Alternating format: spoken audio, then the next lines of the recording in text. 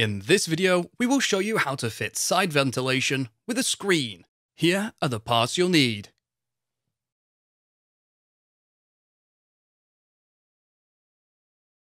Timber side rails are 47mm by 75mm, commonly known as 3x2, and supplied in lengths of 1.6 meters, 3.2 meters, and depending on the length of your polytunnel, you may have also been supplied with lengths of 1.8 meters.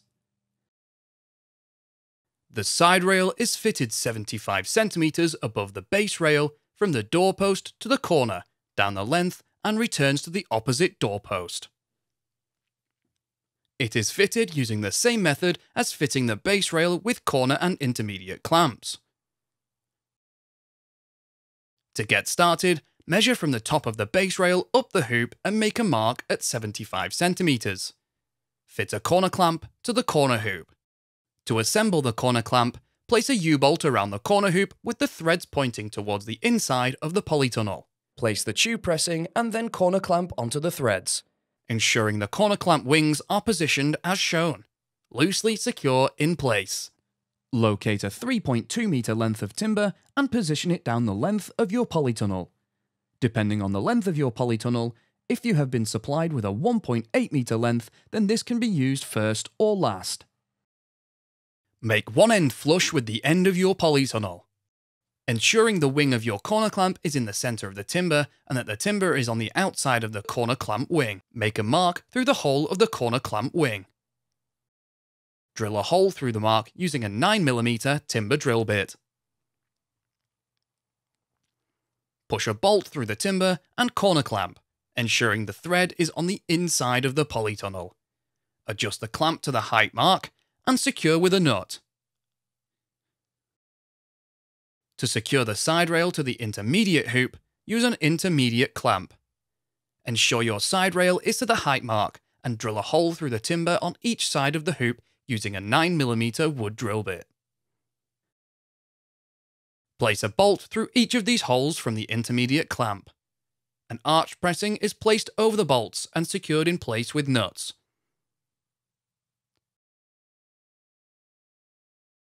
To add another section, you will need to join another piece of side rail to the one you have just fitted. Position a nail plate equally across the joint and secure in place using square twisted nails.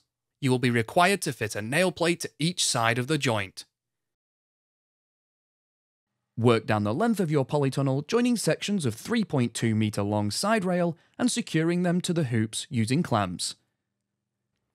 Depending on the length of your polytunnel, if you have been supplied with a 1.8 meter length, then this can be used first or last.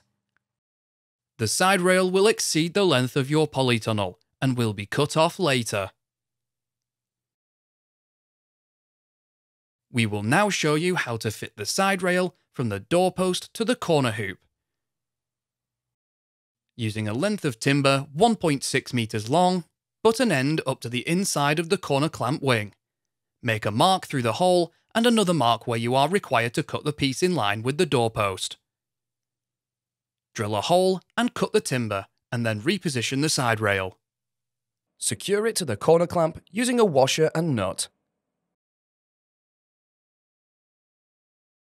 Use the spirit level to make sure it is level to the doorpost and then use a 4mm timber drill bit to drill a pilot hole in the center of the inside edge of the doorpost through into the corner rail. Screw a 150mm screw through the hole to secure together. Reinforce the joint from the doorpost to the side rail with a nail plate and square twisted nail. Nail plates are installed on both sides of the joint.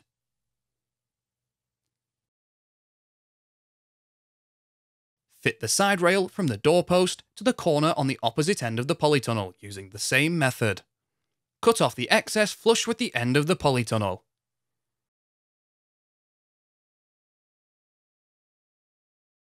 Now we will install the side ventilation and screen.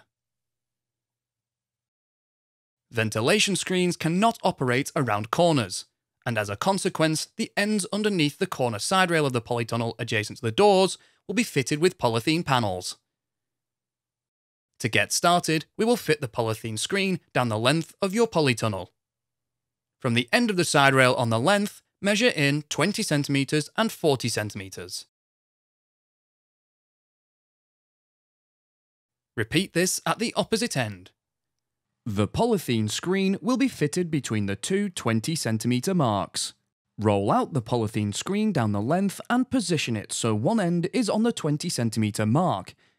Ensure the polythene screen is flush with the top of the side rail and secure it using staples until you reach the 20 cm mark at the opposite end.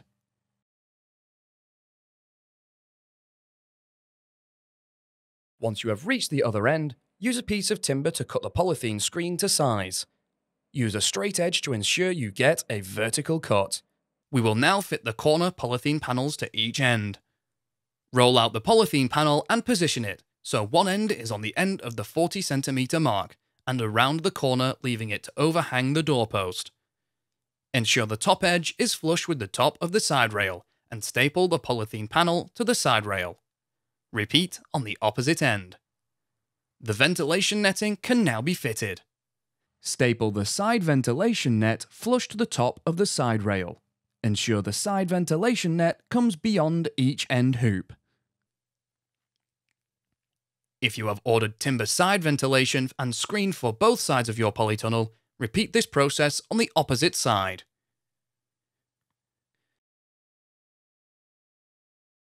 The next part of the process for installing side ventilation is done once you have fitted your polytunnel cover. This is because during the process of fitting the cover, the rails are raised, the cover is attached, and then the rails are lowered to add extra tension. Fitting ventilation before the cover has been fitted will hinder the process and will result in the ventilation netting becoming baggy.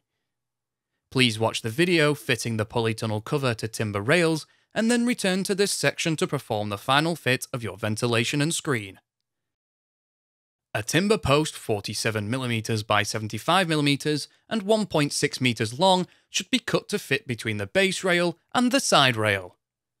This needs to be positioned flush to the outside of the end hoop.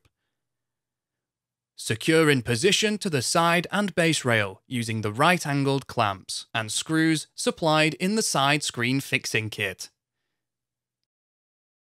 Repeat on the opposite end. We now assemble the gearbox winding system. Decide which end of the polytunnel you wish to have the winding mechanism.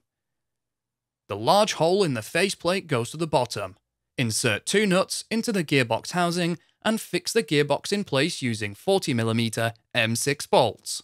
Fix the gearbox onto the faceplate so that the eye of the winder is positioned internally. Attach the runner wheels using two 25mm M8 bolts to the top and bottom holes of the faceplate. Secure in place tightly with a nut on each bolt.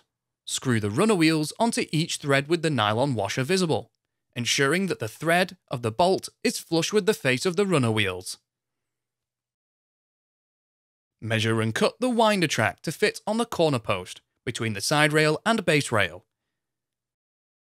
Slide the winder down into the track and screw into position on the inside of the corner post, ensuring that the track is screwed to the inner edge of the post using 35mm long screws. The screen tube is supplied in 1.57 meter lengths and is swaged at one end and plain on the opposite end. The screen tubes slot together.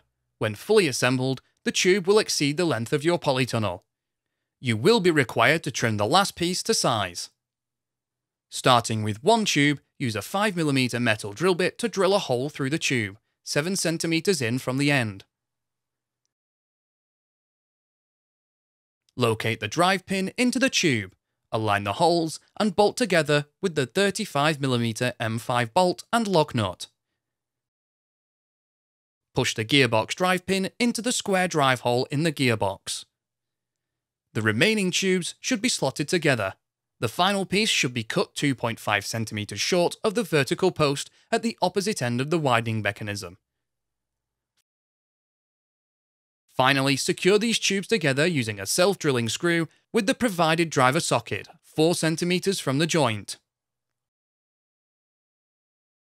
The polythene screen is fixed to the screen tube through the use of clips.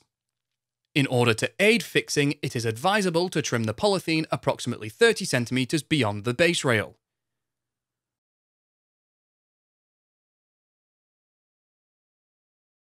Working from the gear winder end, roll the polythene screen under and around the blind tube.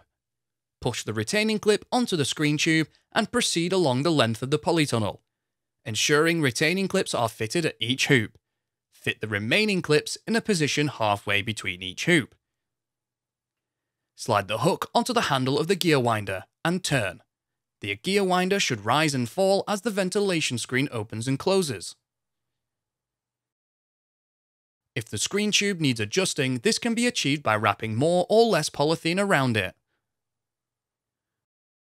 With the screen now operational, you can now fix the ventilation net and corner polythene panels to the vertical post, door frame post, and base rail. First, a batten will need to be fitted to the two timber posts between the base rail and side rail on the outer face.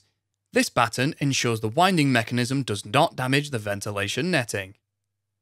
From the outside of the polytunnel, lift up the polythene panel and ventilation netting as high as possible. From this point, measure and cut a piece of batten to fit onto the post. It is not required to be the full height. Position this piece on the inner edge of the post. Use a spare piece of batten as a spacer and position them so the spacer is flush with the outside edge of the timber post, and then fix the batten into place with nails. Repeat on the timber post on the opposite end. To aid fitting the corner panel around the corner, cut the corner panel parallel with the length of the polytunnel. Pull it tight and secure it to the base rail with staples.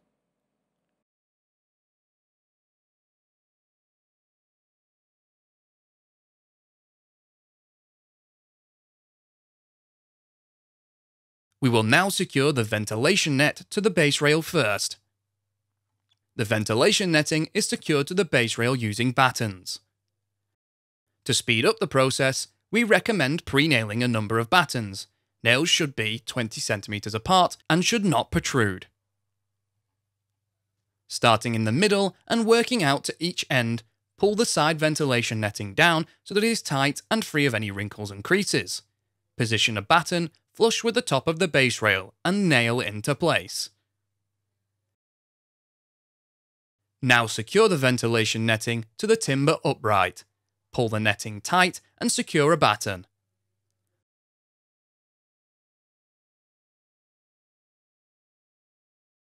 The corner polythene panel now needs fixing to the doorpost and base rail. Secure the side panel to the corner base rail and doorpost using battens as demonstrated earlier.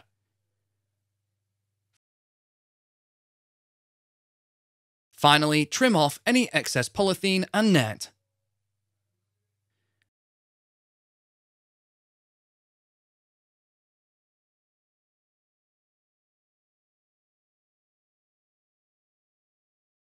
Repeat this second step on the opposite side of your polytunnel if you have side ventilation with a screen on both sides.